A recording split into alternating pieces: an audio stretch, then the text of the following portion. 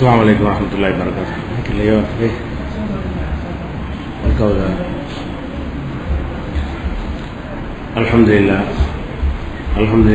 नहमदुहु व नस्तईनुहु व नस्तगफिरुहु व बिही नतवक्कलु अलैहि व नऊज़ु बिल्लाहि मिन शुरूरि अंफुसिना व मिन सय्यिआति अअमालिना मन यहदिहिल्लाहु फला मुदिल्ल लहु व मन युद्लिल्हु फला हादिय लहु व अशहदु अन ला इलाहा इल्लल्लाह वहदहु ला शरीका लहु व अशहदु अन्न मुहम्मदन अब्दुहु व रसूलुहु अम्मा बअद। கண்ணியத்திற்குரிய எல்லாம் வல்ல அல்லாஹ் ஜல்ல ஷானஹு தஆலாவின் நல்லடியார்களே, அல்லாஹ்வுடைய பேரருளால் புனிதமிக்க ரமலான் மாதத்தின் 2வது நாளை நாம் அடைந்திருக்கிறோம். நேற்றைய தினம் இஸ்லாத்தின் ஆதாரம் இறைவனின் வஹி மட்டுமே என்ற தலைப்பில் சில முக்கியமான அடிப்படை விஷயங்களை நாம் அறிந்து கொண்டோம். இந்த மார்க்கத்திற்கு எஜமான் சொந்தக்காரன் அல்லாஹ். இந்த மார்க்கத்திலே நம்ம இருப்பதற்காக அவனிடத்தில் தான் கூலி எதிர்பார்க்க இருக்கிறோம். அவன் எந்த முறையில் நாம் செயல்பட வேண்டும் என்று கட்டளை எடுக்கிறானோ அப்படி செயல்பட்டால் தான் அவனிடத்திலே கூலி எதிர்பார்க்க முடியும் என்கிற வகையில இஸ்லாத்தினுடைய ஆதாரமாக இறைவனுடைய வஹி மட்டும்தான் இருக்க வேண்டும் என்பதற்கு நிறைய சான்றுகளை சொன்னோம். அவருடைய தொடர்ச்சியாக அல்லாஹ் திருமறையில அடுக்கடுக்காக எடுத்து பார்த்தீர்களேயானால் இந்த விஷயத்தை தான் அதிகமான அளவில் எல்லாம் சொல்லியிருக்கிறான். தொழுகை, நோன்பு, வணக்கங்களை சொல்வதை விட யார் சொல்லி கேட்க போறேன், இதான் இந்த மாதிரியான அடிப்படையில் உள்ள விஷயம் தான் குர்ஆன் நெடுங்க நீங்க பார்க்கலாம். என்னை விட வேற ஒருத்தர் சொல்லித்தர முடியுமா? என் மார்க்கத்தில் நீ கைய வைப்பியா? எனக்கு நீ மார்க்கத்தை சொல்லித்தர போறியா? இந்த மாதிரியான தோரணையில் அமைந்த வசனங்கள் தான் அதிகமான எண்ணிக்கையில குர்ஆன்ல இடம்பெற்றிருக்கிறது. அந்த மாதிரியான ஒரு வசனத்தை பாருங்க, அல்லாஹ் சொல்றான், அப்ப ஹுக்குமல் ஜாஹிலியத்தி யபூன், இவர்கள் அறியாமை கால தீர்ப்பை தான் எதிர்பார்க்கிறார்களா? வமன் அஹ்ஸனு மினல்லாஹி ஹுக்மன் லிகௌமி யூகினூன், நம்பிக்கை கொண்ட மக்களுக்கு அல்லாஹ்வை விட அழகான தீர்ப்பு சொல்றோம் யார்?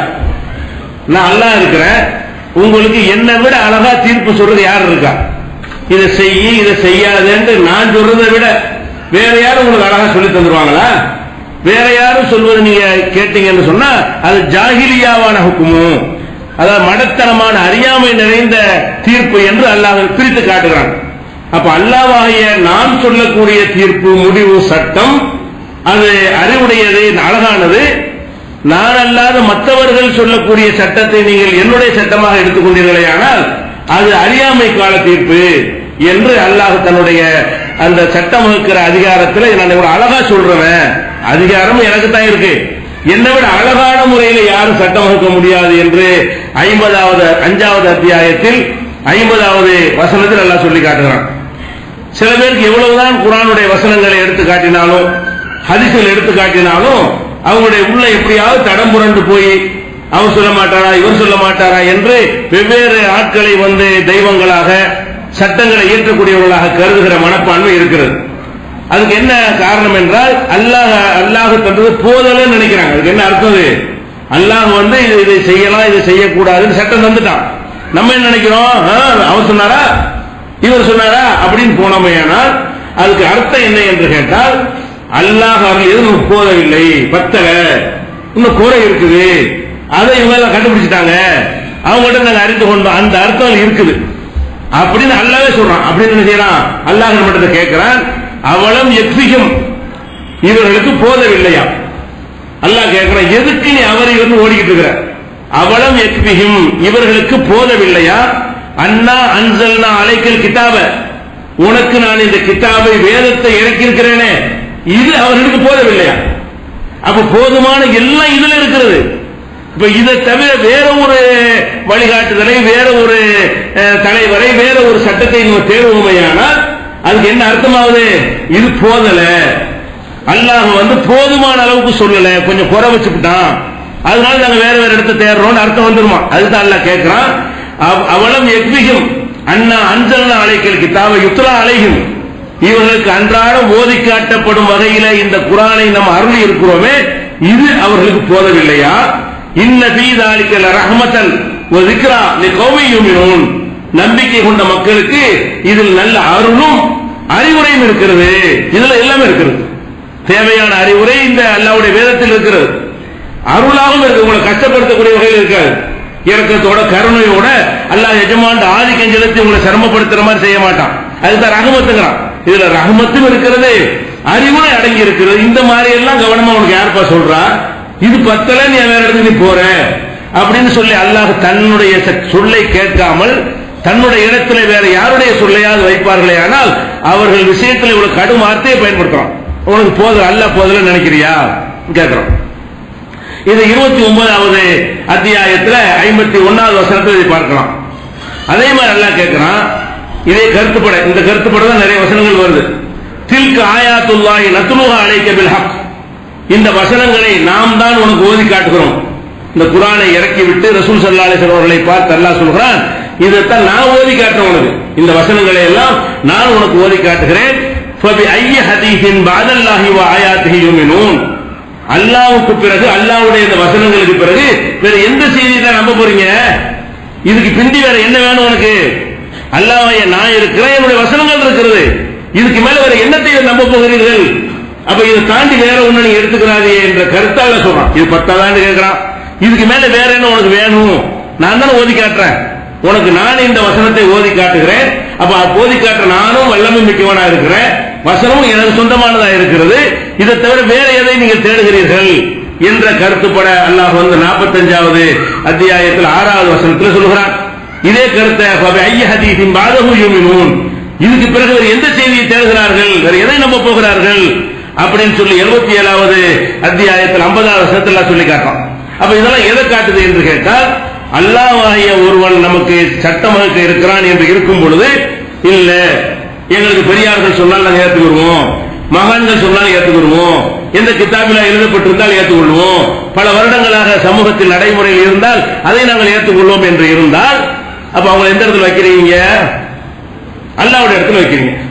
அல்லாஹ் சொன்னால் எப்படி கேட்கிறதுக்கு நம்ம கடமை இருக்கிறதோ அந்த மாதிரி இந்த புஸ்தகத்தில் இருக்கிறத நாங்க கேட்போம், இந்த பெரியவர் சொன்னாலும் கேட்போம், அந்த தலைவர் சொன்னாலும் கேட்போம் அப்படின்னு சொன்னால், நம்ம எந்த இடத்துல அல்லாஹ்வுடைய அந்த அதிகார சட்டம் வகுக்கிற அதிகாரம் இருக்கு இல்லையா, அது அல்லாஹ்விடமிருந்து பறித்து அடுத்தவங்களுக்கு கொடுத்துரும்.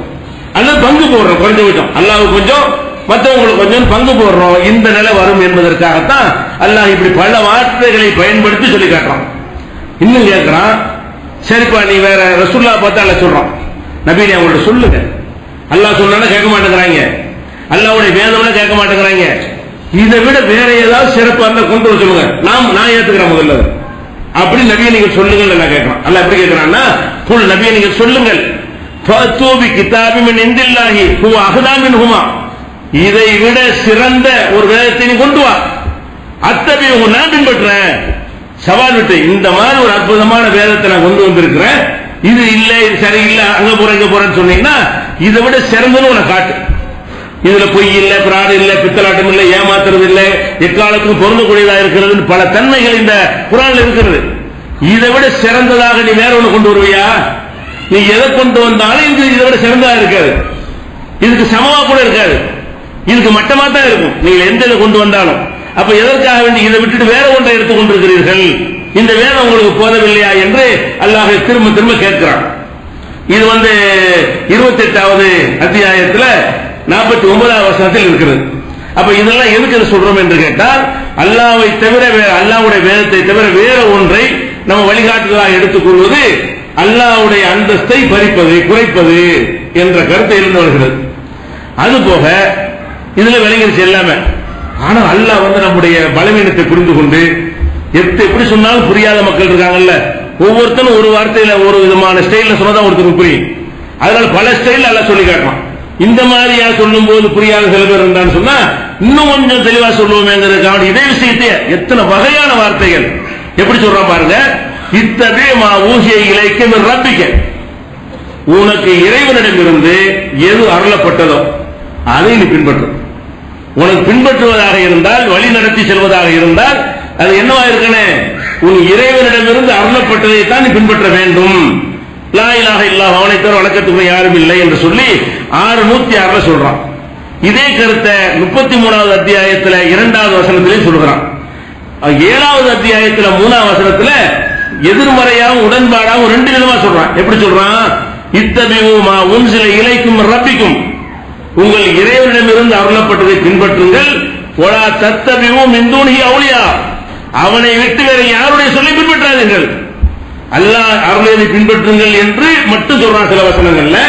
இந்த 7:3 என்ன செய்யறான்னு கேட்டா, அவனை தவிர வேற யாரை நீங்க பின்பற்றி விடாதீர்கள். அப்ப அல்லாஹ் எதை அருள் இருக்கிறானோ அதை நீங்க பின்பற்றணும். வேற யாருடைய கருத்தையும் சொல்லையும் நீங்கள் பின்பற்ற கூடாது. அப்ப மறு தடையும் செய்கிறான்.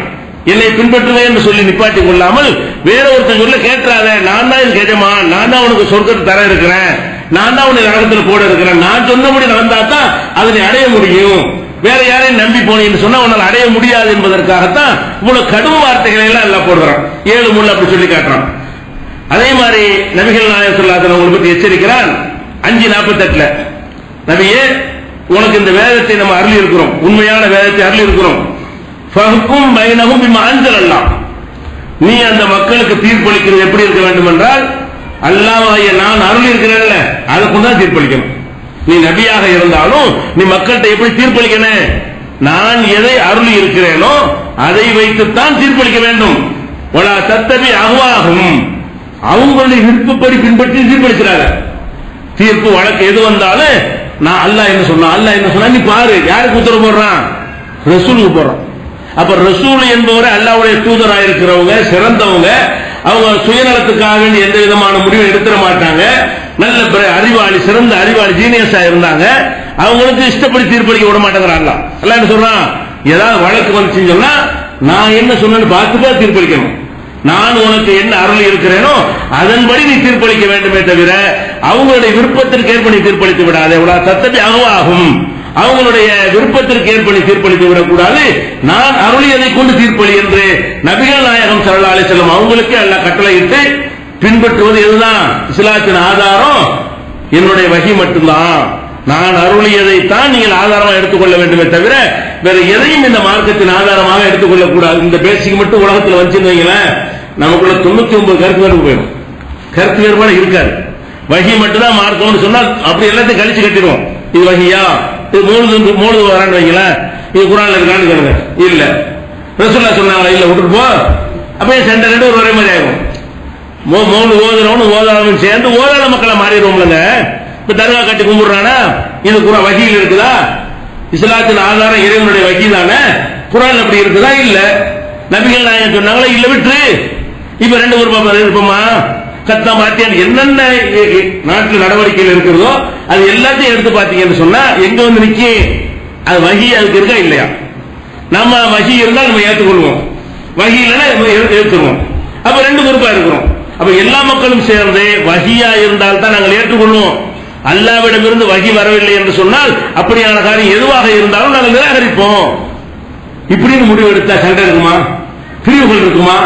எல்லாமே தீர்ந்து போய்விடும். அதுக்கு தான் அந்த ஒரு அற்புதமான வழிகாட்டுதலை தந்திருக்கிறான். அதே மாதிரி இன்னொரு இடத்துல சொல்லி காட்டலாம்.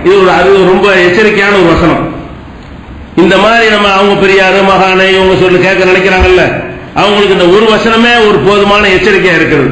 என்ன சொல்றாங்கல்ல, ஒத்தபிவு அஹ்ஸன மா அன்ஸல இலைக்கும் உன்ஸில இலைக்கும் ரப்பிக்கும், உங்கள் இறைவனிடமிருந்து உங்களுக்கு அருளப்பட்ட அழகான இந்த போதனை நீங்கள் பின்பற்றுங்கள்.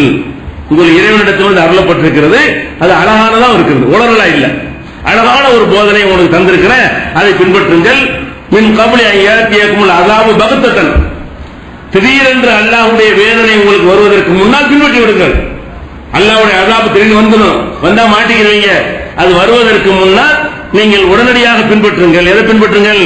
அல்லாஹ்வாகிய நான் அருளிய அழகான இந்த அறிவுரையை நீங்கள் பின்பற்றுங்கள் சொல்லிட்டு, அல்லது இப்ப அஸாபு வரல, உலகத்தில் நீ இருக்கும்போது உன்னை தண்டிக்கலன்னு வச்சுக்கிறோம்.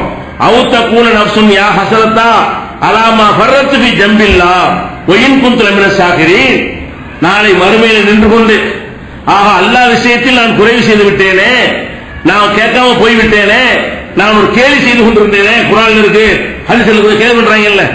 அப்ப குர்ஆன்ல இருக்கு, ஹதீஸ்ல இருக்கு என்று சொன்னால் கேலி செய்து கொண்டிருந்தேனே என்று நாளைக்கு நீ சொல்லாமல் இருக்க வேண்டும் என்றால் இதை பின்பற்ற அல்லாஹ் சொல்றான்.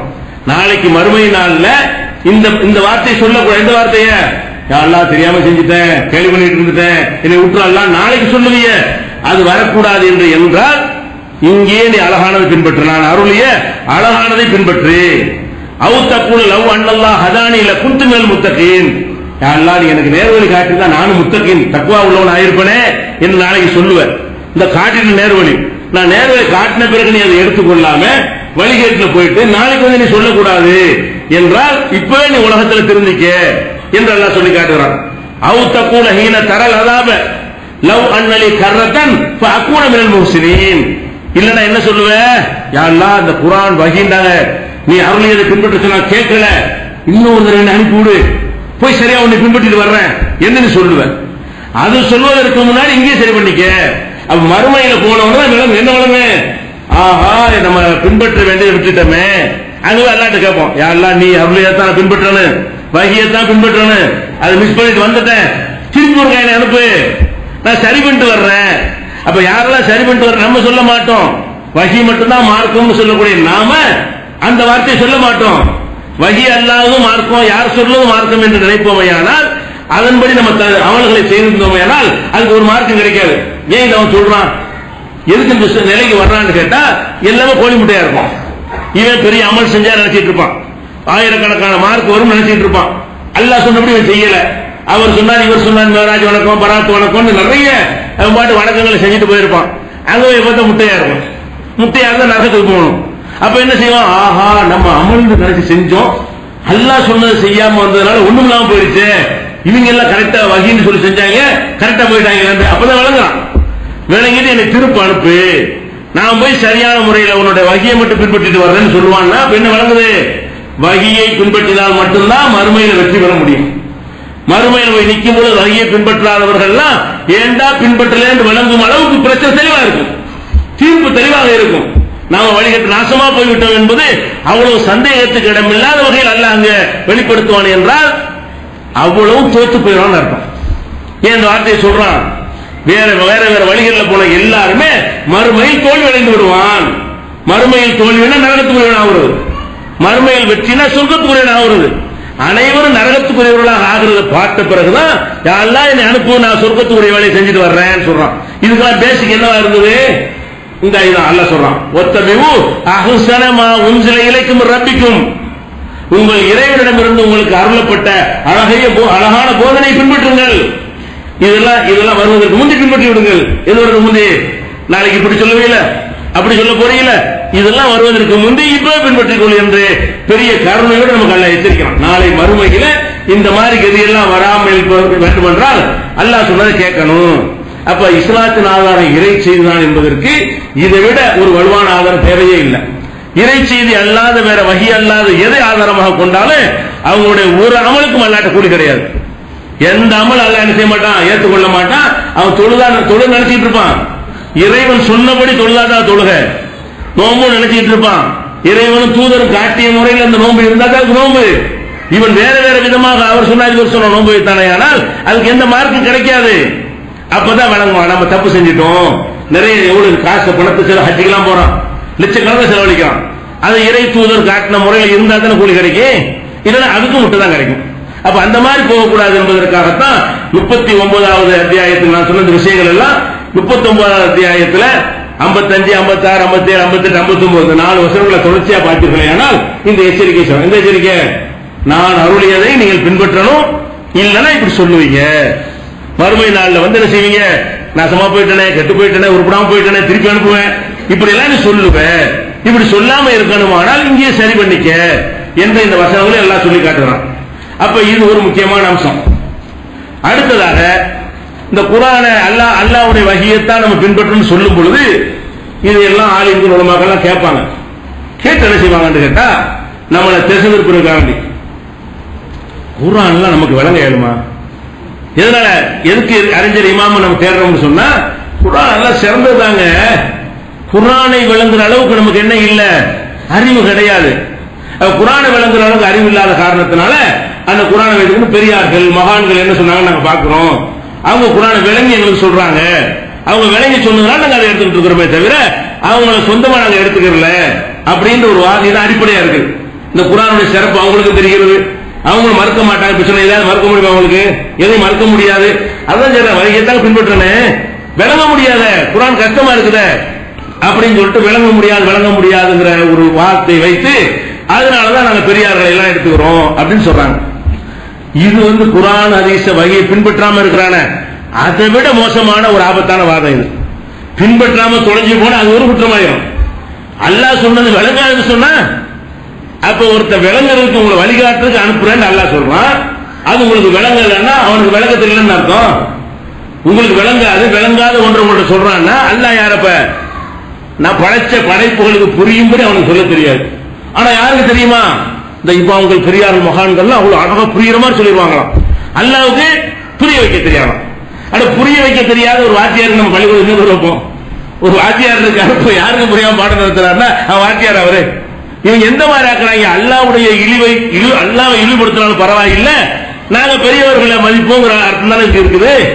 நீ வகையை பின்பற்றாம போனா ஒரு குற்றம் ரெண்டு குற்றம் வச்சுல. வகையை பின்பற்றவும் மாட்டோம், இந்த வகை எங்களுக்கு விளங்கவும் செய்யாது. அல்லாஹ் குர்ஆன்ல சொல்றான், வலா யுனபியுக மிஸ்ல் கபீர், என்னைய மாதிரி எவனும் உனக்கு விளக்க முடியாது. குர்ஆன்ல அல்லாஹ் சொல்லி காட்டுறான், எனக்கு மேல ஒருத்த அளவு உங்களுக்கு விளக்கிடுவானோ, அப்ப என்னை போல எவனும் உனக்கு விளக்க முடியாது என்று அல்லாஹ் சொல்கிறான். இந்த உலமாக்கள்லாம் சேர்ந்து என்ன செய்வாங்க? உங்கள்ட்ட உனக்கு அரபி தெரியுமா, நஹ்வு தெரியுமா, ஸர்ஃப் தெரியுமா, இதெல்லாம் உனக்கு தெரியாது. அரபியில குர்ஆன் இருக்குது, அரபியில குர்ஆன் இருக்கிறதுனால உனக்கு எல்லாம் அரபி தெரியுமா? அப்ப பெரியார்கள் உலமாக்கள் சொல்லுதான் கேட்போம் அப்படிம்பாங்க.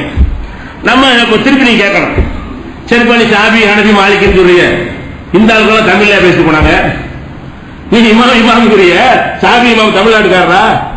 அவர் அரபியில சொன்னா அது உங்களுக்கு வழங்கும். அபு ஹனீஃபா அரபியில சொல்லி இருந்தாருன்னா அது மட்டும் உங்களுக்கு வழங்கும். ஷாஃபிங்கிற ஒரு அரபியில சொன்னாலும் அது மட்டும் உங்களுக்கு வழங்கும்.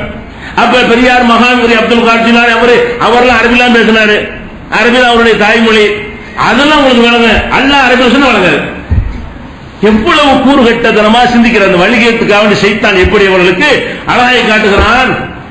எந்த ஒரு மொழியை எடுத்துக்கொண்டாலும் தாய்மொழியை அறிந்தவர்களுக்கு தான் அது விளங்கும், அது உண்மையாது.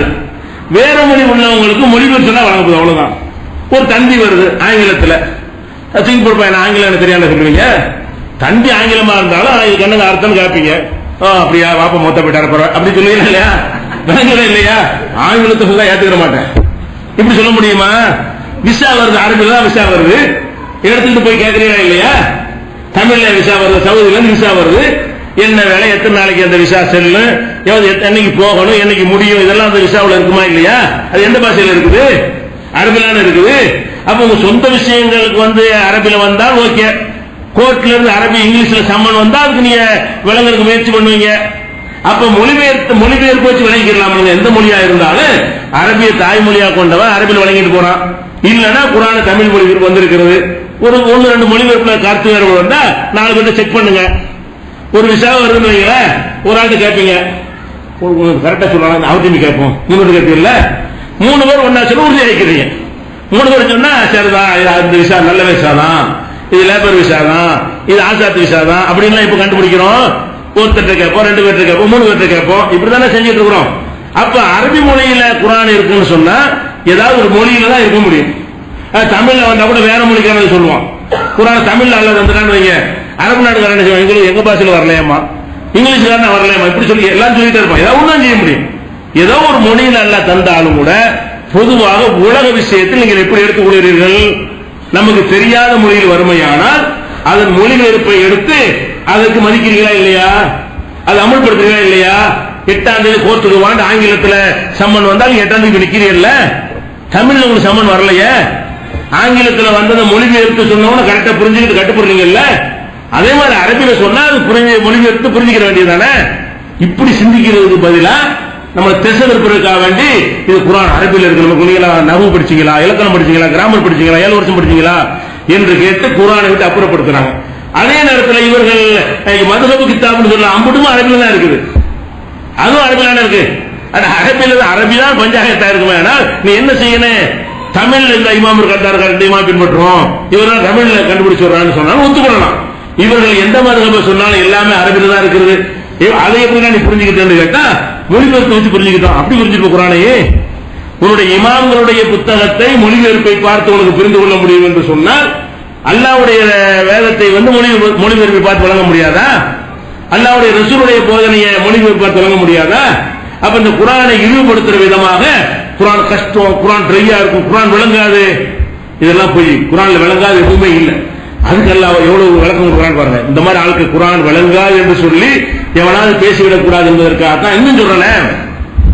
இந்த குர்ஆன் அருளப்பட்ட காலத்துல இந்த மக்கள் இருந்தாங்கல்ல, அவங்கள 99% மக்களுக்கு அரபி பேசத்தான் தெரியும், எழுத தெரியாது, படிக்க தெரியாது. அந்த மக்களுக்கு பேரை என்ன? உம்மி சமுதாயம். ரசூல் ஸல்லல்லாஹு அலைஹி வஸல்லத்துக்கு பேர் உம்மி நபி, அந்த சமுதாயத்துக்கு பேர் என்ன? பஅஸபில் உம்மீன ரசூலன்.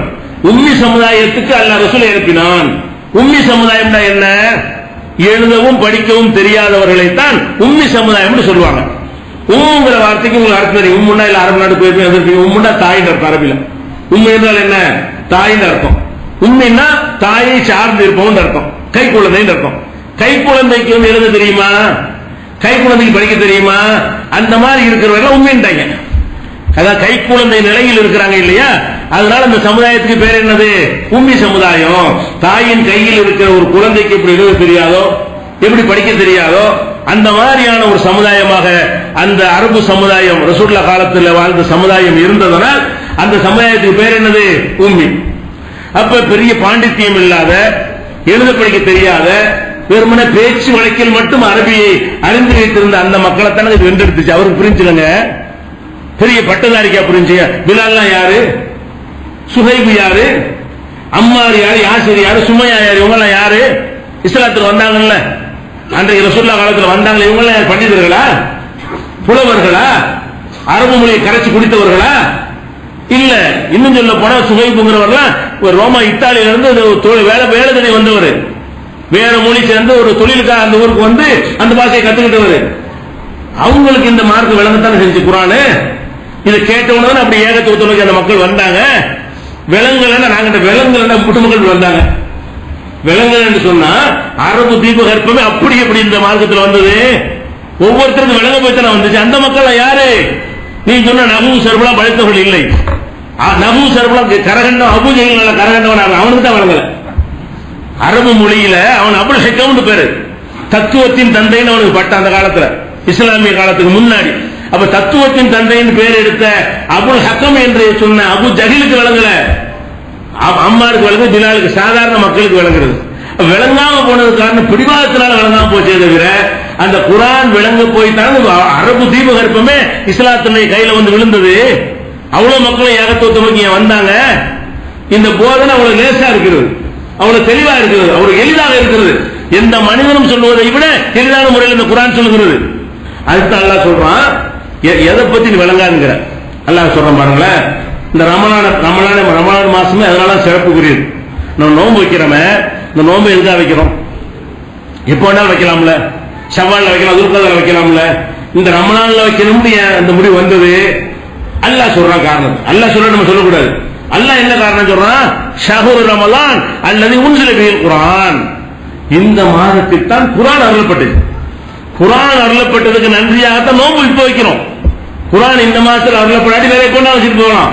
இந்த ரமலான்ங்கிற ஒரு மாதத்தை குறிப்பிட்டு தேர்ந்தெடுக்க காரணத்தை எல்லாம் சொல்றான்.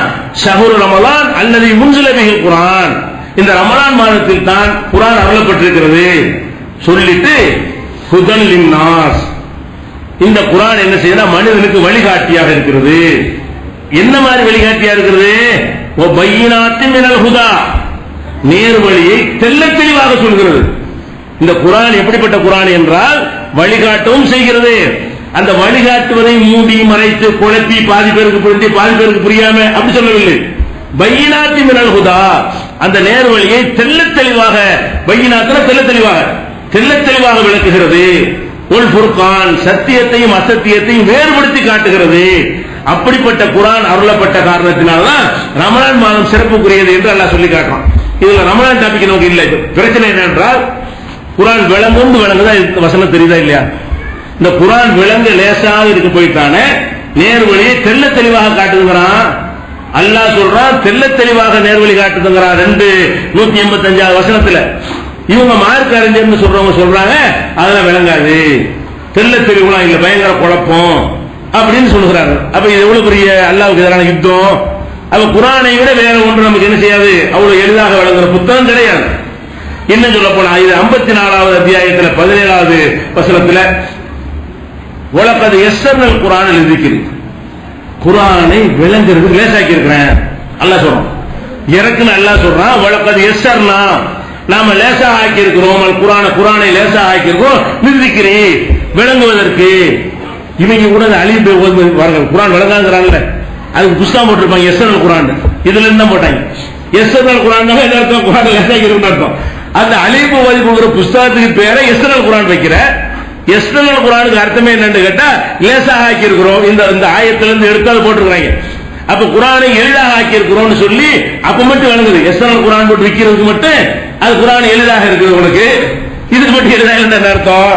அப்ப அல்லாஹ் என்ன சொல்றான்? வலகத் யஸ்ஸர்னல் குர்ஆன் லிذிக்ரி, இந்த குர்ஆனை விளங்குறதுக்கு நான் லேசாக வைத்திருக்கிறோம்.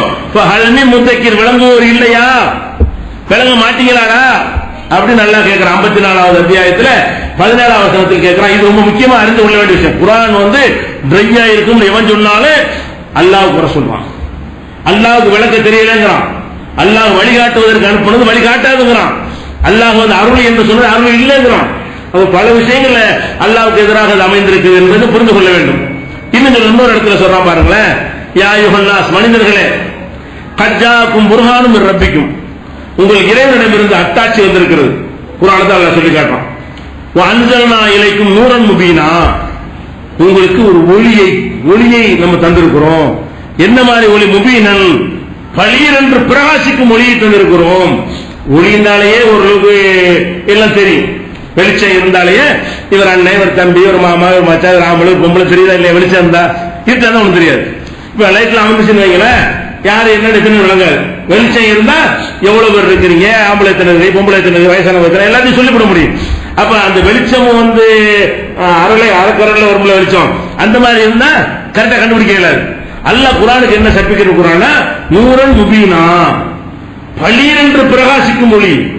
அப்ப பளீர் என்று பிரகாசிக்கும் ஒளியில எனக்கு தெரியல சொன்னா கூட்டு போயில இருப்பானே தவிர இதுல குறை இருக்காது.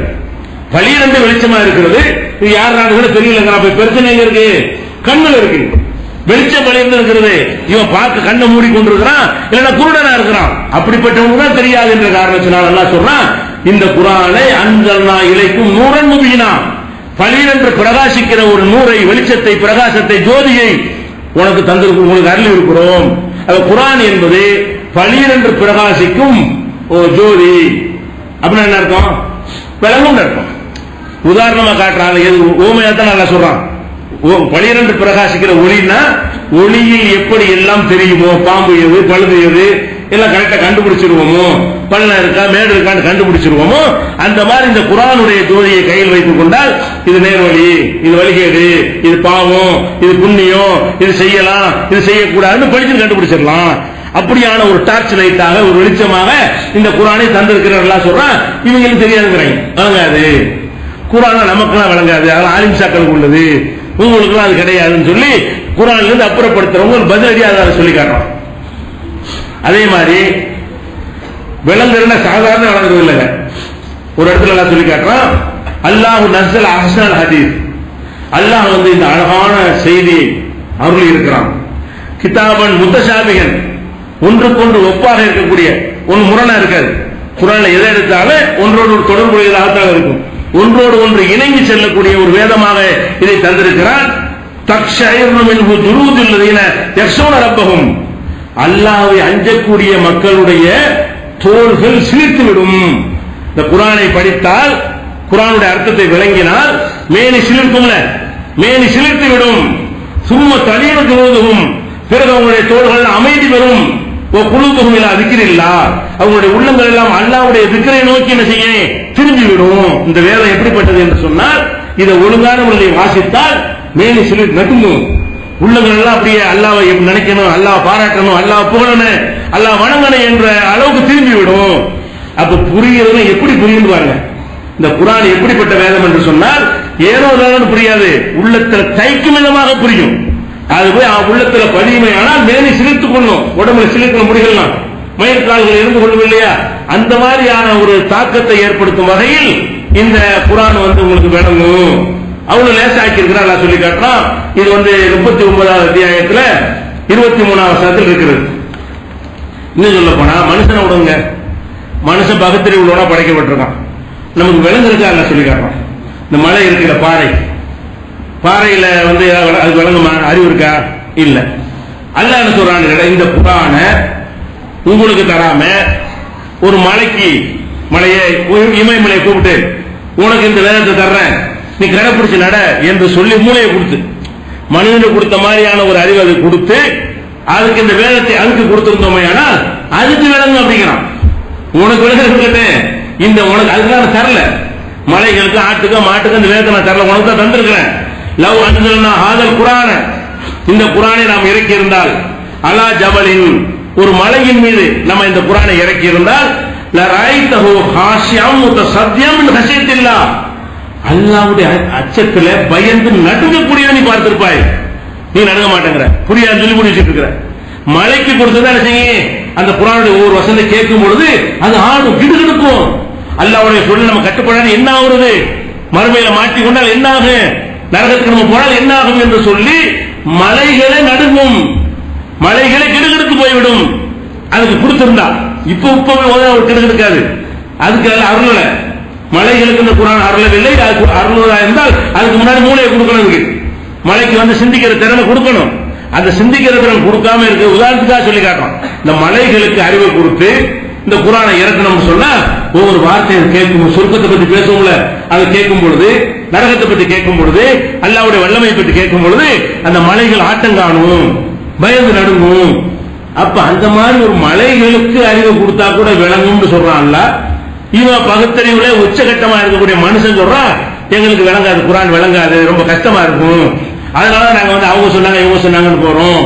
அது ரொம்ப டேஞ்சரானது என்பதற்கு இந்த ஒரு வசனமும், இது வந்து 47வது அத்தியாயத்துல 59வது அத்தியாயத்துல 21வது வசனத்தில் இருக்கிறது. அடுத்து அபலா எத்தனை வேதங்கள் எடுத்துக்கொண்டீங்கன்னா, எல்லா மதத்திலும் வேதம் இருக்குது. வேதத்தை பொதுவாக்க மாட்டாங்க. எந்த மதத்தை எடுத்துக்கொண்டாலும் சரி, வேதத்துக்கு பண்டிதர்கள் மட்டும் தான் வச்சிருப்பாங்க. அவங்களுக்கு தேவையான படிச்சுக்கிடுவாங்க. அவங்களை சார்ந்தா நீங்க நிக்கணும் என்பதற்காக வேண்டி அந்த யூத வேதத்தை எடுத்துக்கொண்டீர்களே, ஆனால் பாதிரிகளுக்கு மட்டும்தான் தெரியும், பொதுமக்களுக்கு தெரியாது. இப்படிதான் சமஸ்கிருதத்தில் சில வேதம் வச்சிருப்பாங்க, அந்த மொழி பேசுற அந்த பண்டிதர்களுக்கு தான் புரியும். பொதுமக்களுக்கு வேதத்தில் என்ன இருக்குன்னு தெரியாது. இவங்க சாதகமான ஒன்று ரெண்டு எடுத்து மக்களுக்கு சொல்லுவாங்களே தவிர வேதத்தில் நுழைஞ்சி எல்லாத்தையும் கற்றுக்கொள்கிற மாதிரியா இருக்காது. இன்னும் சொல்ல போனா சில மதங்கள்ல எல்லாம் வேதத்தை வந்து இந்த தரத்தில் உள்ள இந்த குலத்தில் உள்ள மக்கள் தான் கேட்கணும், படிக்கணும். வேற ஒருத்தன் படிச்சா அவன் காதல வேதம் விழுந்தா ஈயத்தை காட்சி ஊத்தணும். வேதம்ங்கிறது எல்லாரும் காதலையும் விழக்கூடாது, அதுக்குன்னு ஒரு உயர்ந்த குலமாக இருக்கணும். அவங்க தான் அந்த வேதத்தை படிக்கணும், கேட்கணும். நம்ம படிக்கிறது வந்து வேற ஒருத்தன் கீழ்த்தாதி மக்கள் காதல விழுந்துருச்சு என்று சொன்னா அதுக்கு பனிஷ்மெண்ட் என்ன, ஈயத்தை காட்சி அவன் காதல ஊத்தணும் என்று எழுதி வைத்திருக்கிறார். என்ன அர்த்தம், வேதம்னு சொன்னா மக்கள் நெருங்கக்கூடாது, அது இந்த பண்டிதர்கள் புரியல எடுத்துக்கிட்டு இருக்கணும். அவங்க கையில வச்சுக்கிற தேவையான இடத்துல என்ன செய்வாங்க, தேவைக்கு தகுந்த மாதிரி வளர்ச்சி மக்களுக்கு சொல்லுவாங்க. அதுதான் பேர் மறைன்னு வச்சா. மறைன்னா மறைக்கிறது, மறைங்கிறாங்க. வேதத்துக்கு இன்னொரு பேர் என்னது, மறை, மறைச்சிரு, யாருக்கும் காட்டாது. அப்படி குர்ஆன் திருமறை குர்ஆன் நம்மளுக்கு திருமறை குர்ஆன்ங்கறாங்கல்ல, அது திருக்குர்ஆன் சொன்னாலே போதும். அப்ப மறை மறைன்னு பேர் வச்சுட்டாங்க. இப்ப அல்லாஹ் என்ன சொல்றான்னு கேட்டா, அஃபலா யத்ததப்பருன குர்ஆன், குர்ஆனை சிந்திக்க மாட்டீங்க, எல்லாரும் வாங்குறாங்க. எல்லா ஜாதியும் வா, எல்லா தரத்தில் உள்ளவனும் வா, எல்லா மதத்தில் உள்ளவனும் வா. அஃபலா யத்ததப்பருன குர்ஆன், இந்த குர்ஆனை இவர்கள் சிந்திக்க மாட்டார்களா? அலா குலூபின் அக்பால்ஹா, அவங்களுடைய உள்ளங்களில் பூட்டு போடப்பட்டிருக்கிறதா? எதுக்கு மாட்டேங்கிற, நான் பூட்டியா வந்து வேதத்தை பூட்டி வச்சிருக்கிறேன்னா, பண்டிதர்களை மட்டும் கொடுத்து வச்சிருக்கிறேன்னா, புரோகிதர்களுக்கு சொந்தமாக்கி விட்டு நீ வராதுன்னு சொல்லியிருக்கிறேன்னா, வேற வேற வேதங்கள் மாதிரி சொல்லலை, நான் பொதுவாக ஆக்கி இருக்கிறேன். அப்ப எல்லாரும் சிந்தியுங்கள், பூட்டு போட்டிருக்குன்னு சொன்னால் விலங்குதான் தானே சிந்திக்க முடியும். விலங்காது சிந்திக்கணுமா? என்னன்னு ஒன்று புரியாச்சு எப்படி சிந்திக்கிறது? அப்ப குர்ஆனை சிந்திக்க மாட்டீர்களா என்று அல்லாஹ் கேட்பது எதை காட்டுகிறது? விலங்கும் காட்டுகிறது.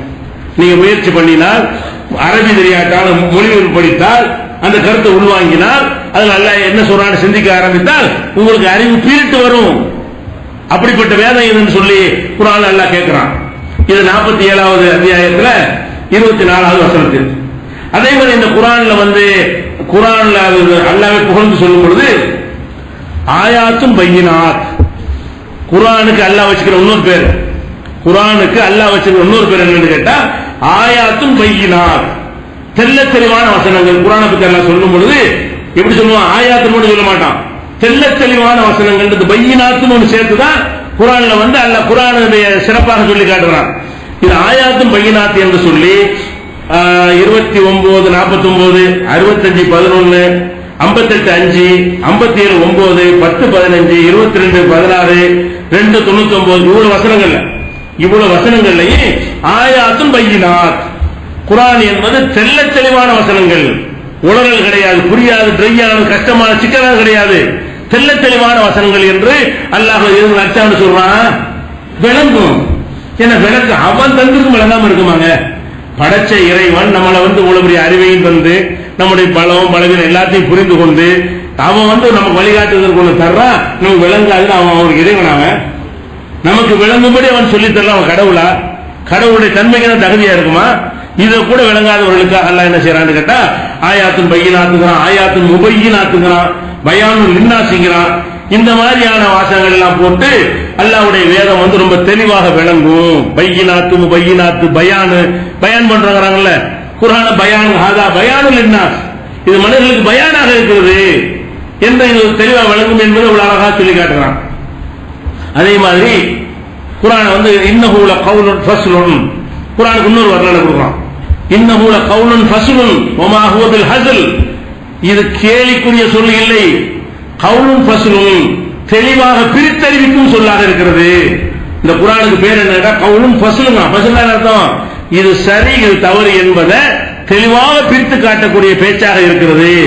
இந்த கருத்துப்படி தெளிவாக பிரித்து காட்டும் என்கிற கருத்துப்படி 86, 13, 41, 3, 7, 52, 11, 1 இந்த மாதிரி வசனங்கள் எல்லாம் அல்லாஹ் ரப்பல் ஆலமீன் இந்த குர்ஆன் வந்து தெல்ல தெளிவாக பிரித்து காட்டும் என்றெல்லாம் சொல்லி காட்டுறான். அப்ப நம்ம என்ன இதை பார்க்க வேண்டியிருக்குன்னா, குர்ஆன் வந்து விளங்காதுங்கிறது மாதிரியான ஒரு அறியாம எதுவுமே கிடையாது. வஹி வந்து விளங்கும், விளங்குறதுக்கு தான் என்ன செய்வான்? வஹியை தருவான். இது ஒரு அடிப்படையாக விளங்கிடணும். அடுத்ததாக முக்கியமான ஒரு விஷயம், அது அல்லாஹ் சொந்தம் கொண்டாடுறான். இந்த குர்ஆன் வந்து என்னிடமிருந்து வந்திருக்கிறது, இதை வேணாண்டு புறக்கணிக்கிறதா இருந்தா அதுக்கு ரீசன் ஏதாவது இருக்கணும். என்ன ரீசன் நம்ம புறக்கணிப்போம்? இது பொருந்தாது, இதுல பொய் இருக்குது, இதுல முரண்பாடு இருக்குது, கலப்படம் இருக்குன்னா ஒரு புத்தகத்தை புறக்கணிப்போம். ஒரு புத்தகம் ஒரு பொருளையே புறக்கணிக்க என்ன செய்வோம்? இந்த பொருள் வேணாட என்ன செய்வோம்? இது தரம் இல்லை, இது கிழிஞ்சு போயிடும், இது சாயம் போயிடும், இது டேஸ்டா இருக்காது, இது உப்பு ஜாஸ்தியா இருக்குது, இப்படி ஏதாவது ஒரு குறைபாடை வைத்துத்தான் ஒரு பொருளையோ ஏதோ புறக்கணிப்போம். ஒரு தத்துவத்தை புறக்கணிக்க என்ன செய்வோம்? முரண்பாடு தான் புறக்கணிப்போம். என்ன செய்யுங்க செய்ய முரண்பாடு. அதே மாதிரி வந்து உலர்களா இருக்கு, புரியாம இருக்குது, அப்ப புறக்கணிச்சிருவோம். தவறு இருக்கு, பிழையான தகவல் இருக்கிறது, அப்ப புறக்கணிச்சிருவோம். இந்த குர்ஆன் என்ன பண்ணுதுன்னு கேட்டா இது சொல்ல தேவையே இல்லை. ஆனா அல்லாஹ் சொல்றான், எப்படி சொல்றான்? அல்ஹம்துலில்லாஹி அல்லதி அன்ஸல அலா அப்திஹில் கிதாப், அல்லாஹ்வுக்கு எல்லா புகழும். எந்த அல்லாஹ்வுக்கு என்றால் அன்ஸல அலா அப்திஹில் கிதாப், தனது அடியாருக்கு கிதாபை வேதத்தை இறக்கினானே அந்த அல்லாஹ்வுக்கு எல்லா புகழும் அப்படின்னு ஆரம்பிச்சுட்டு வலம் யஜஅல் லஹு இவஜன், அதில் எந்த கோணலையும் அல்லாஹ் ஏற்படுத்தவில்லை. இந்த குர்ஆன்ல வந்து கோணல் தான் என்ன குறை? குர்ஆன்ல ஏதாச்சும் இது சரியில்லைன்னு ஒன்று சொல்ல இயலுமா? எந்த மனுஷன் புத்தகத்தை கொண்டு வா, எந்த உலமா மகானுடைய புத்தகத்தை கொண்டு வா, நான் சொல்றேன் 1000 முறை கண்டுபிடிக்கிறேன், நீங்க கண்டுபிடிக்கலாம், யாரும் கண்டுபிடிக்கலாம். அல்லாஹ்வுடைய வேதத்தை பொறுத்த வரைக்கும் அல்லாஹ் என்ன சொந்தம் கொண்டாடுறான்னு கேட்டா இதுல குறையே கிடையாது. வலம் யஜஅல் லஹு இவஜன், எந்த ஒரு குறையும் நான் இதில் ஏற்படுத்தவில்லையே. அப்படியான ஒரு வேதத்தை அருளி அல்லாஹ்வுக்கு எல்லா புகழும் சொன்னா அப்ப புறக்கணிக்க என்ன அவசியம் இருக்கு? குறையதான் இல்லையே. குறை இருந்தா தானே இந்த குறை எல்லாம் இன்னொரு புத்தகத்தை தேடலாம், இந்த குறைக்கு நிவர்த்தியாக இன்னொன்று போடலாம். இதுல எந்த ஒரு குறையும் இல்லை, குறை இருக்குன்னு சொன்னா நிரூபிச்சிருப்போம். வேற ஒன்றை வேதமா எடுத்துக்கொண்டு போவதாக இருந்தால் இதுல என்னென்ன குறை இருக்குன்னு நிரூபிக்கவா? அது 14 நூற்றாண்டு குர்ஆன் கூப்பிடத்தான் செய்யுது, மொத்தம் வரமாட்டேங்கிறான். நீங்க இதுல சந்தேகப்பட்டீங்கன்னா இது மாதிரி ஒண்ணு கொண்டு வா, உலகமா ஒன்ன சேர்ந்துக்க, எவனும் இது வரைக்கும் வரக்கானோம், வரவும் மாட்டான். அந்த மாதிரி அல்லாஹ் என்ன சொல்றாங்க கேட்டா 18வது சூறாவுல 1வது வசனத்தில் இதுல கோணல் கிடையாது அப்படிங்கிறான். அதே கருத்தை குர்ஆன் அரபியன் கைரதி ஐவஜின், கோணல் இல்லாத இந்த குர்ஆனை அல்லாஹ் தந்திருக்கிறான். லஅல்லஹும் யத்தகூன், அவர்கள் இறையச்சம் உடையவர்களாக ஆவதற்காக. எதுக்கு இந்த கோணல் இல்லாம வச்சிருக்கிறேன்? கோணல் மாடலா இருந்தா வழிகிட்டு போயிருவேன். கோணல் இல்லாத ஒரு மார்க்கமாக வேதமாக தந்திருக்கிற எதற்காக? லஅல்லஹும் யத்தகூன், இறையச்சமுடைய மக்களாக வருவதற்காக சொல்லி 39வது அத்தியாயத்தில் 28 சொல்றோம். முதல்ல கோணல் கிடையாது. கோணல் என்ன? வளைச்சுக்கிட்டு நெளிச்சுக்கிட்டு சொல்றது இருக்குல்ல, அதான் கோணல். டைரக்டா போனா ரோடு நேரம் போய் சேர்ந்துட்டு இருக்காங்க. வளைவு இருந்தா ஆபத்தான வளைவு போட்டுருவாங்க, கொஞ்சம் செத்து போயிடுவாங்க. புறானா இல்லையா? அப்ப கோணல் இருக்குங்களா, போகும்போது கோணலா இருந்தால் எங்கிட்ட மோதிடுவோம். அது அந்த உதாரணத்தை காட்ட எல்லாம் சொல்றான். இந்த குரானை பொறுத்த வரைக்கும் கோணல் கிடையாது, நேர ஹைவே தான், போயிட்டே இருக்க வேண்டியதான். அந்த மாதிரியான ஒரு வேதம் என்று சொன்ன கொண்டாடுகிறான். அதே மாதிரி லா யஅதீஹில் பாத்திலு மின் பைனி யதைஹி வலா மின் கல்பிஹி, இந்த குரானில் முன்னும் தவறு வராது, பின்னும் தவறு வராது. இந்த குரானை பொறுத்த வரைக்கும் ஒரு தவறு கிடையாதுதான். ஒரு புஸ்தகத்தில் எவனும் எழுதி சொல்ல முடியாது, நான் இந்த புத்தகத்தை எழுதிக்கிறேன், இதில் ஒரு பிழையும் கிடையாது, எவனாவது சொல்லுவாங்க. சொல்லி நாடி போயிடும். ஏன்? அதுக்கு உட்கார்ந்து நம்ம தேடி பார்த்தோம்னா அம்பிட்டு போல இருக்கும். அப்ப மனிதன் மனிதனா தான் இருக்கும். மனிதன்கிறவன் மறதி உள்ளவனா இருப்பான், சிந்தனை குறைவு இருக்கு, யாவுக்குள்ள எழுத்துக்குள்ள வந்துடும், மிஸ்டேக் வரதான் செய்யும். அல்லாஹ் ரப்பல் ஆலமீனா இருக்கு, அவன் என்ன செய்யறான்னு கேட்டா, இதில் ஒரு பிழையும் இல்லை, இந்த குர்ஆன்ல தவறும் இல்லை, வரவே வராது. அப்ப 14 நூற்றாண்டா இது சொல்லிட்டு இருக்குது. இது குர்ஆன்ன்றதுன்னு எவ்வளவு முயற்சி பண்ணாங்க, தேடினாங்க, ஆராய்ச்சி பண்ணாங்க. எப்படியாச்சும் இந்த குர்ஆன்ல ஒரு தப்பு கண்டுபிடிச்சு இது அல்லாஹ்வுடைய வேதம் இல்லைன்னு சொல்லிட்டோம்னு சொன்னா இஸ்லாத்தினுடைய வளர்ச்சியை தடுத்துடலாம் என்பதற்காக பாடுபடாம இருந்தாங்களா? அவ்வளவு உழைப்புலாம் செஞ்சாங்க. செஞ்சவெல்லாம் இஸ்லாத்துக்கு தான் வந்தான். யாரெல்லாம் குர்ஆன்ல குறை காண்பதற்காக குர்ஆனை போய் ஆராய்ச்சி பண்ணினானோ, பிழை கண்டுபிடிப்பதற்காகவே குர்ஆனை அரபியை படித்து ஒரு குர்ஆனை படித்தானோ, அவனெல்லாம் இஸ்லாத்தை தழுவி கொண்ட வரலாறு தான் பார்த்துட்டு இருக்கோம். உமரே குறை காண போனவர் தானே, அவர் இஸ்லாத்தை ஏற்றுக்கொள்ள தானே செஞ்சாரு. அந்த மாதிரியான ஒரு நிலையில இந்த குர்ஆனை 41 42 எல்லாம் சொல்லி காட்டுகிறான், பிழை வராது, தவறே வராது. அது ஒரு நம்ம வேற ஒண்ணு போய் தேவையே இல்லை.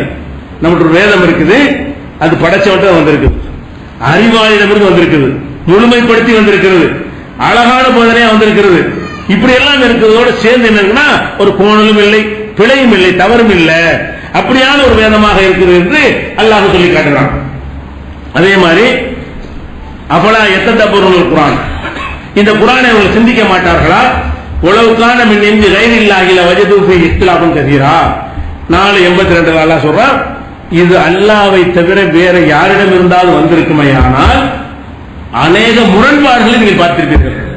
முரண்பாடு இருக்காங்க குர்ஆன்ல, ஒண்ணு மாற்றமா இருக்கா?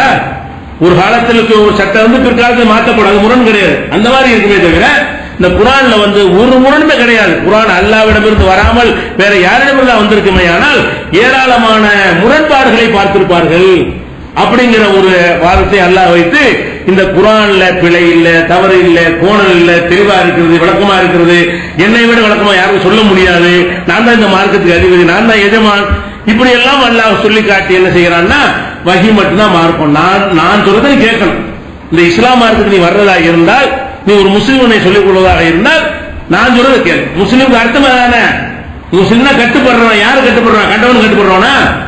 முஸ்லிம் என்ற வார்த்தை அசலமான கட்டுப்பட்டான்.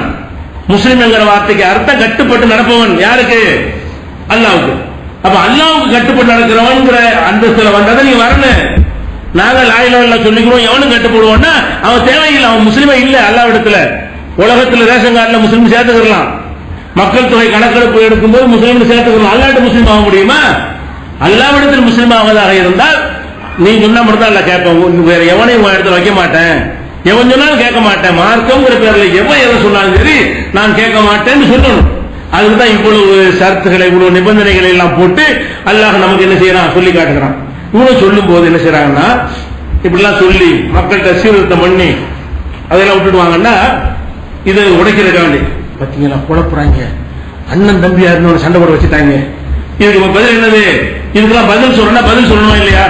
அண்ணன் தம்பியா இருந்து பொண்டாட்டி புருஷனுக்கு சண்டை, பாப்பாக்கு மகனுக்கு சண்டை, அண்ணன் தம்பிக்கு சண்டை, முத்தவள்ளிக்கு ஊர் மக்களுக்கு சண்டை, தெருவுக்கு பக்கத்து வீட்டுக்காரங்க சண்டை, இப்படி எல்லாம் ஆகி என்ன செய்யறாங்க, எல்லாத்தையும் பிரிச்சு விட்டாங்க, சமுதாயத்தை ரெண்டாக்கிட்டாங்க. ரெண்டாக்குற வேலை செய்யக்கூடாது. இந்த கருத்து தவறு என்பதற்கு ஆதாரம், நம்ம பேசுற இந்த விஷயங்கள்லாம் தவறுங்கிறது என்ன ஆதாரம் கேட்டா, இவர்கள் பிரிவினை உண்டாக்கி விட்டார்கள். பிரிவினை உண்டாக்க அல்லாஹ் ஒற்றுமையை தான் விரும்புகிறான், அல்லாஹ் பிரியக்கூடாது என்று சொல்கிறான். அதனால இவர்கள் சொல்றது நம்ம சொன்னவங்க என்றால இந்த அவ்வளவு பொய்ங்கிற ஆதாரம் என்ன ஆதாரம்? நீங்க சொல்றீங்கப்பா, நீ பிரிவினையில உண்டாக்குறீங்க, 2 ஆயிடுங்க, 3 ஆயிடுங்க, சமுதாயம் பிளவுபட்டு போயிடுத, பிளவுபட்டு போற காரணத்தினால உங்க சொல்லு சரியில்லை, பிளவுபடக்கூடாது என்று அல்லாஹ் குர்ஆன்ல சொல்லி காட்டுறான் அப்படின்னு சில வாதத்தை வைப்பாங்க. முதல்ல விலை கொண்டு ஒற்றுமையா இருங்கன்னு குர்ஆன்ல எங்க இருக்கா? இல்லவே இல்லை. இவங்களா சொல்லிட்டு இருக்கிறாங்க. குர்ஆன்ல எந்த ஒரு இடத்துலயுமே எல்லாம் ஒத்துமை மட்டும் விட்டுறாதீங்க. எந்த நபியின் போதனை இப்படி கிடையவே கிடையாது. குர்ஆன்லயும் கிடையாது. குர்ஆனுக்கு முந்தின எந்த காலத்திலயுமே ஒற்றுமை என்ற ஒரு டாபிக்கே இஸ்லாத்தில் இருந்ததே கிடையாது. ஒற்றுமைங்கிறது வழிகேட்டுக்கு இட்டு செல்லும். சரியான விஷயத்தில் ஒன்றுபடும். அப்ப நன்மையை தீமை தடுன்னு இஸ்லாத்தில் இருக்குல்ல, அது ஒற்றுமையா வேற்றுமையா? நன்மை ஏவும் இருக்குது, தீமையை தடுன்னு இருக்குது. தண்ணி குடிக்க போறான், தண்ணி சாராயம் அடிக்க போறான், பிடிச்சி கையை விட்டு தடுக்கிறீங்கன்னா எனக்கு சண்டை நடக்கும்ல, ஒற்றுமை போச்சு. வரதட்சணை கல்யாணம் பண்றான், ஏன்டா வாங்குறேன்னு கேட்கறீங்க, ஒற்றுமையா இருக்குமா? அப்ப ஒற்றுமைங்கிற வாதம் இஸ்லாத்தில் இருந்தால் ஒரு தப்பை நம்ம சொல்லவே கூடாது. ஏன் தப்ப சுட்டிக்காரனா சண்டை தான். ஒரு சீர்திருத்தம் பண்ணக்கூடாது. வட்டி வாங்குறான், ஒரு ஊர்ல வட்டி வாங்குற தொழில வச்சிருப்பாங்க, அங்க வட்டி பத்தி பேச முடியுமா? பேச முடியாது. அதனால ஒற்றுமை குறைஞ்சிரும், வட்டி வாங்கிக்கிறங்க அப்படி சொல்லணுமா? அப்ப ஒற்றுமையா இருங்கிற மாதிரியான ஒரு கான்செப்ட் இஸ்லாத்தில் கிடையாது. சரி, நான் கேட்கிறேன், நபிகள் நாயகம் ஸல்லல்லாஹு அலைஹி வஸல்லம் அந்த இறை தூதர் நியமிக்கப்படுறதுக்கு முன்னாடி அங்க உள்ள மக்கள் ஒத்துமையா இருந்தாங்க. எல்லாம் ஒத்துமையா தான் தண்ணீர் இருந்தாங்க, ஒத்துமையா தான் கல்ல வணங்கிட்டு இருந்தாங்க, ஒத்துமையா தான் எல்லா விதமான அனாச்சாரங்களும் செஞ்சுட்டு இருந்தாங்க, ஒற்றுமையா தான் காபாவுல போய் நிர்வாணமா தவாஃப் செஞ்சுட்டு இருந்தாங்க. அதைத்தான் ரசூலுல்லாஹ் எதிர்த்தாங்க. ரசூல் ஸல்லல்லாஹு அலைஹி வஸல்லம் பிரச்சாரம் செஞ்சவன என்ன ஆயிடுச்சு? தான் நடந்துச்சு. அண்ணன் தம்பிக்கு சண்டை, புருஷன் முன்னாடி சண்டை, பாப்பாக்கு மூணு சண்டைங்கிறது, இதெல்லாம் ரசூலுல்லாஹ் காலத்துல நடந்தே இல்லையா? அப்ப அவனும் முஸ்லீம் தான் சொல்லிட்டு இருந்தான். ரசூல் ஸல்லல்லாஹு அலைஹி வஸல்லம் எந்த சமுதாயத்தை போய் பிரச்சாரம் பண்ணாங்களோ அவனே எனக்கு நாங்க இப்ராஹிம் நபியுடைய வழி தோன்றல், நாங்க இப்ராஹிம் மார்க்கத்தில், அதான் இஸ்லாமு, நாங்கள் இப்ராஹிம் மார்க்கத்தில் அவன் சொல்லிட்டு இருந்தான். இப்ராஹிம் மார்க்கத்தில் ஒற்றுமையா இருக்கிறோம் சொல்லிட்டு எல்லா அநியாயத்தை பண்ணிட்டு இருந்தான். அதை போய் ரசூல் ஸல்லல்லாஹு அலைஹி வஸல்லம் மாற்றி இதெல்லாம் இப்ராஹிமுடைய மார்க்கம், நாம் போறதா இப்ராஹிம் மார்க்கம்னு சொன்னாங்களே. ஆனால் பிரிவு வருமா வராதா? இப்ராஹிமுடைய மார்க்கத்தில் யார் வர்றாங்கிற டாபிக்னால சண்டை ஆரம்பிக்குது. நீ இப்ராஹிமுடைய வழித்தோன்றலா இருக்கிறடா, இப்ராஹிமுடைய மார்க்கத்தில் நான் தான் இருக்கிறேன் என்று நபிகள் நாயகம் ஸல்லல்லாஹு அலைஹி வஸல்லம் அவர்கள் அதுக்கு தானே சொந்தம் கொண்டாங்க. பிரிஞ்சாங்கல்ல, கொலை அளவுக்கு போனுச்சா இல்லையா? ஊரை விட்டு வேலை விரட்டினாங்களா இல்லையா? ஓடி போனாங்களே, சுத்தலாம் விட்டுட்டு போனாங்களா இல்லையா? எந்த நபி அண்ணன் நபியை பிரிக்கல, எந்த நபி தாய்க்கும் பிள்ளைக்கு சண்டை உண்டாக்கல. எல்லா நபியுடைய பிரச்சார காலத்திலையுமே இது நடந்திருக்கிறது. இவங்க ஒற்றுமைன்னு சொல்ல செய்யறாங்கன்னா எந்த தீமையும் சொல்லக்கூடாது. ஆலிம் சாக்கள் என்ன செய்யணும்? பயான் பண்ணும்போது ஒரு தப்பையும் சுட்டி காட்டக்கூடாது. ஏன்? அதை செய்யறவனுக்கு சண்டையா போயிரும்ல. ஒரு ஊர்ல விபச்சாரம் அதிகமா நடக்குது, விபச்சாரம் பண்ண என்ன செய்வான்? அஜர்த்து கோவப்படுவான்ல, சண்டையா போயிடும். அப்ப அந்த ஊர்ல தீமைகள் நடக்குமே, ஆனால் வாயை முறையிட்டு ஒருத்தன் இருந்தா தான் ஒற்றுமையா இருக்கும். எழுத்து எவ்வளவு சொன்னான்னு சொன்னா ஒற்றுமை போயிடும். அப்ப முதல்ல இந்த ஒற்றுமைங்கிற ஒரு கான்செப்டை இஸ்லாத்துல இல்லைன்னு விளங்கிக்கணும். இதுக்கு ஆதாரங்களை காட்டுவாங்க. என்ன காட்டுவாங்கன்னா, வஅத்தஸிமு பிஹப்லில்லாஹி ஜமீஆ, குர்ஆன்ல இருந்து காட்டுவாங்க. அதான் அனைவரும் ஒற்றுமை என்னும் கயிற்றை பற்றி பிடித்துக் கொள்ளுங்கள். முஸ்லிம் லீக் கூட்டத்தில், பிற இஸ்லாமிய இயக்கங்கள் எல்லா கூட்டங்களையும் அவர் போர்டு எழுதி போட்டுப்பாங்க பின்புறத்தில். ஓட்டுக்கு ஒற்றுமை ஆகணும். எதுக்கு ஒற்றுமை? அனைவரும் சேர்ந்து முஸ்லிம்கள் அனைவரும் ஒற்றுமை என்னும் கயிற்றை பற்றி பிடித்துக் கொள்ளுங்கள். இப்படி ஒரு வசனம் குர்ஆன்ல இல்ல. ஒற்றுமை என்னும் கயிறு குர்ஆன்ல இருக்குதா? வஅத்தஸிமுனா பிடித்துக் கொள்ளுங்கள், ஹப்லுல்லாஹ் அல்லாஹ்வுடைய கயிறு, ஒற்றுமை என்னும் கயிறு கிடையாது. அல்லாஹ்வுடைய கயிறை பிடித்துக் கொள்ளுங்கள் ஜமீஅன், எல்லாரும் சேர்ந்து. அல்லாஹ்வுடைய கயிறு என்ன? அல்லாஹ்வுடைய கயிறு என்றால் என்ன? ரசூலுல்லாஹ் விளக்குறாங்க, ஹப்லுல்லாஹில் மத்தீனல் குர்ஆன், அல்லாஹ்வுடைய கயிறு என்பது குர்ஆன் தான். அப்ப வஅத்தஸிமு நீங்கள் பிடித்துக் கொள்ளுங்கள், பிஹப்லில்லாஹ் குர்ஆனை பிடித்துக் கொள்ளுங்கள், ஜமீஅன் எல்லாரும் சேர்ந்து பிடிங்கள். எல்லாரும் சேர்ந்து குர்ஆனை பிடிக்க வாங்கடா, ஏன்னா குர்ஆனை விட்டு போறீங்கன்னு அல்லாஹ் கேட்கிறான். இவங்க என்ன சொல்றாங்க? நம்ம எல்லாம் சேர்ந்து ஒண்ணா சேர்ந்துருவோம், எல்லா தப்பையும் செய்வோம். உன் தப்ப நீ கண்டுக்கிறத, ஏன் தப்ப நான் கண்டுக்கிறல, நான் செய்யற தவறான கொள்கையை நீ விமர்சிக்காத, நீ செய்யற தவறான கொள்கை நான் விமர்சிக்க மாட்டேன், ஒத்துமையா இருந்துகிட்டுவோம், கல்யாணத்தில் சாப்பிட்டு வந்துருவோம், பட்டி வாங்கிட்டு இருப்போம், அனாச்சாரம் பண்ணுவோம், சிம்மக்கோட்டைக்கு போவோம், ஒவ்வொருத்தரும் ஒவ்வொரு விதமான தப்புகளை செய்வோம், யாரையும் கண்டுக்கிற வேணாம். இதான் ஒத்துமை. இது இஸ்லாத்தில் இருக்கா? இது ஒரு விஷக்கிருமி. இந்த ஒற்றுமை என்பது என்னது? ஒற்றுமைங்கிற வார்த்தை வச்சுதான் தீமைகளை மிகைப்படுத்தி போய்விட்டது. நன்மை தீமை பிரிச்சு கெட்டவனே நல்லவனை சமமாக்குறது. ஒற்றுமை என்னும் கயிறுன்னு சொன்னா அப்ப தீமையே வேணான்னு சொல்றவனு தீமையில மூலிகை கிட்ட சமமாப்ப, அது எதிர்க்கிறவனு அதை ஆதரிக்கிறவனு ஒரே மாதிரி ஆயிடுவானா? அதை சிந்திச்சு பார்க்கணும். அல்லாஹ் என்ன சொல்றான்னு கேட்டா, வஅத்தஸிமு பிஹப்லில்லாஹ், அல்லாஹ்வுடைய கயிறை பிடியுங்கள். ஒற்றுமைங்கிற வார்த்தை இந்த வசனத்தில் இல்லவே இல்லை. அரபில் சொல்லுவாங்க வஅத்தஸிமு பிஹபிலில்லாஹி ஜமீஅன் வாசிட்டு ஒற்றுமை என்னும் கயிற்றை பற்றி படிங்கன்னு மொழிபெயர்ப்பு போட்டிருப்பாங்க. எந்த ஒரு வார்த்தையும் அது ஒற்றுமைக்கு கிடையாது. இந்த வசனத்துல ஒற்றுமைங்க ஒரு சொல்லே வரல. வஅத்தஸிமுன்னு வார்த்தை வருது, பற்றி படிங்கள். பிஹபிலின்னு வருது, ஹப்லுன்னா கயிறு இரண்டாவது சொல்லு. ஹப்லில் அல்லாஹ்னு ஒன்னு வருது, ஒண்ணுதான் இருக்கு, மூணு சொல்லுதான். ஹப்லு ஒண்ணு, அல்லாஹ் ஒண்ணு, வஅத்தஸிமு ஒண்ணு.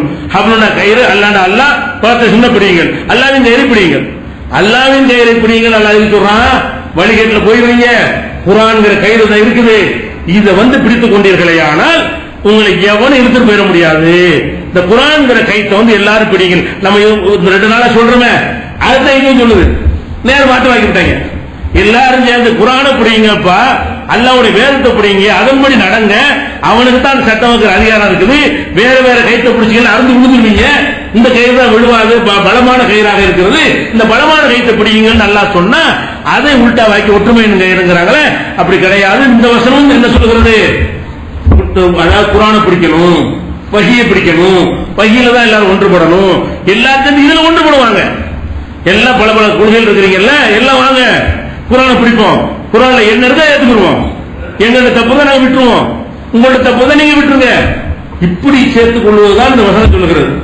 அதே மாதிரி இன்னொரு வசனம் இதையும் போடுவோம். இது எங்க இருக்குன்னா வஅத்தஸிமு பிஹபிலில்லாஹ்ங்கிறது 3:103 இருக்கா. அடுத்து 42:13 இந்த வசனத்தை அடிக்கடி போடுவார்கள். என்ன போடுவாங்க? அன் அகீமுத்தீன், தீனை நிலைநாட்டுங்கள், வலா தஃபர்ரகு, பிரிந்து விடாதீர்கள். தீனை நிலைநாட்டுங்கள், வலா தஃபர்ரகு, பிரிந்து விடாதீர்கள் இருக்கும். பிரியக்கூடாது, நம்ம எல்லாம் ஒத்துமையா இருக்கணும், பிரிவினையே கூடாது. நீ அவன் எங்க ஆளாளு பிரிஞ்சுட்டு போனீங்கன்னா அது தப்புன்னு சொல்லி இந்த வசனத்தை எடுத்து காட்டுவாங்க. ஆனால் என்ன இருக்குன்னு கேட்டா, ஷரஅலக்கும் மின தீனி மா வஸ்ஸா பிஹி நூஹன், நூஹுக்கு அல்லாஹ் எதை வசியத்து செய்தானோ அதைத்தான் உங்களுக்கு தந்திருக்கிறான். உள்ளதை அவுஹைனா இலைக்க, உமக்கு நாம் எதை அருள் இருக்கிறோமோ அதுவும். ஒமா வஸைனா பிஹி இப்ராஹிம் வ மூஸா வ ஈசா, மூஸா ஈசா இப்ராஹிம் எல்லாருக்கும் அருளிய மார்க்கம் என்னன்னு கேட்டா அன் அகீமுத்தீன், தீனை நிலைநாட்டுங்கள், வலா தஃபர்ரகு ஃபீஹி, தீனில் பிரிந்து விடாதீர்கள். ஃபீஹி விட்டுருவாங்க, வலா தஃபர்ரகுனா பிரிந்து விடாதீர்கள். அது சேர்த்து அல்லாஹ் சொன்னா ஃபீஹிங்கிறான். ஃபீஹினா அது தீனில், தீனில் பிரிந்து விடக்கூடாது. பிரிவினை வேற எதுல இருக்கலாம், குலம் கோத்திர தெருவு மூர்ந்து பிரிஞ்சுட்டு போ. தீனில் மார்க்கத்தில் பிரியக்கூடாது. அப்படின்னு என்ன அர்த்தம்? தீனுங்கிற ஒரிஜினலா இருக்கணும். அந்த ஒரிஜினல் என்னவா இருக்கணும்? இப்ராஹிம் உள்ள தீனு, மூசாவுக்குள்ள தீனு, ஈசாவுக்குள்ள தீனு, ரசூலுல்லாஹ்வுடைய தீனு, நூஹுக்கு சொன்ன தீனு என்னது? அல்லாஹ்வுடைய வஹியை பின்பற்றுதல் தான். அதுல பிரிஞ்சிடக்கூடாது. வஹியை பின்பற்றுகிற விஷயத்தில் நீங்கள் பிரிந்திடக்கூடாது, தீனில் பிரிந்திடக்கூடாது. அல்லாஹ் சொல்லி காட்டுறான். இவங்க என்ன செய்யறாங்க? ஒத்துமையானீங்க, ஒத்துமையானீங்க, ஒத்துமையானீங்க, எதையும் பேசுறாதீங்க, எந்த தப்பையும் சுட்டி காட்டாதீங்க, எதை சுட்டி காட்டினா சண்டை வருது, எதை சுட்டி காட்டினா ரொம்ப வருது, இப்படிங்கிற மாதிரி உல்டாவாக தலைகீழாக மாற்றி விட்டார்கள். இந்த வசனத்தில் எப்படி சொல்லப்படல? ஒத்துமையானீங்க சொல்லப்படவே இல்லை. எப்படி சொல்லப்படுது? தீனில் பிரியாது.